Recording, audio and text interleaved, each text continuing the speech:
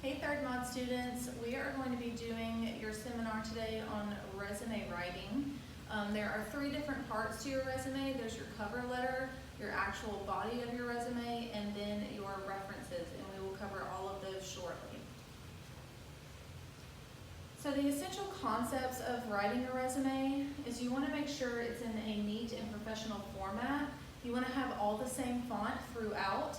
The regular Times New Roman and 12 font is perfectly fine. If you're going to use bullets to list your skills or list other things on your resume, just make sure that they're all lined up neatly and it's not sporadic on the page.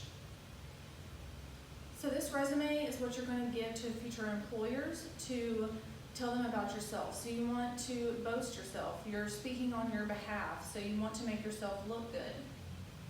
So don't be too modest on these resumes. However, don't use exaggerated or false information. If they find out that once you're hired, you did put false information on your resume, this could lead to termination. And then your information that's most pertinent to your employer should be at the top of your resume. So that's your name, your phone number, your email address. So at the top, like I said, this is your banner portion. You want to make sure that your complete formal name is in the large font, so you can exaggerate that a little bit. You do want to include your cell phone number, your email address. However, you can put your address if you wish. I would just stick to city and state. Some employers, unfortunately, can discriminate on your location because they want you to be close to their site. So these are some common questions about resume writing. How long should your resume be? You want to stick to 1 to 2 pages. If it's more than that, the employer is going to get bored. They're not going to continue reading on. It's too much information to try to take in. So you want to stick to 1 to 2 pages. Should you have an objective statement or a summary? This can usually be at the top of your resume under your personal information. This is not absolutely necessary, but you can add this if you feel that your resume is lacking. So then another portion of the resume is your skills section. And this is for MA students, but of course all students have special skills that you learn here on campus.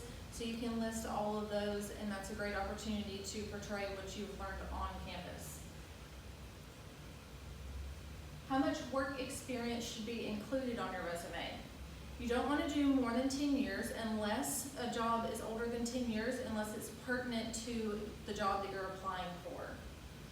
Remember, you want to stick to a 2-page maximum, so if you've been working since you're 15 and you're 40, now that's a lot of work experience, so you want to stick to that 10-year timeline. Then, like I said, the third part to your resume is that reference letter. So you can get references from previous employers or previous externs, and you would put this on a separate page to turn into your future employers as well. So your email address. I know a lot of you guys can come to campus with some interesting emails, so we want to make sure that your email address is very professional. You want to maybe just list your first and last name, include a number if you have to, if your email is already used, and then just use @gmail.com. So the biggest mistake that you can make on a resume might seem small, but it's very big.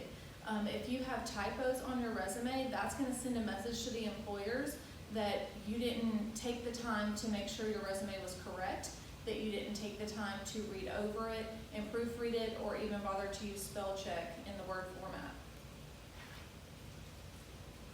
So on your resume, you can also include some other education and training that you've received, if you have any continuing education, any certifications that you've received. You don't have to include your high school education on there. We're not applying for survivor jobs, we're applying for jobs in our career field, so your college experience is sufficient. You can also include any community service, community involvement, or volunteer work, and especially any organizations that you're involved in and interested in. So third mod students, this is your seminar on writing resumes. Make sure that you sign up for and log into College Central Network, and upload your resume so that Miss Olivia and I can assist you with that, and we can also send out your resume to future employers on your behalf.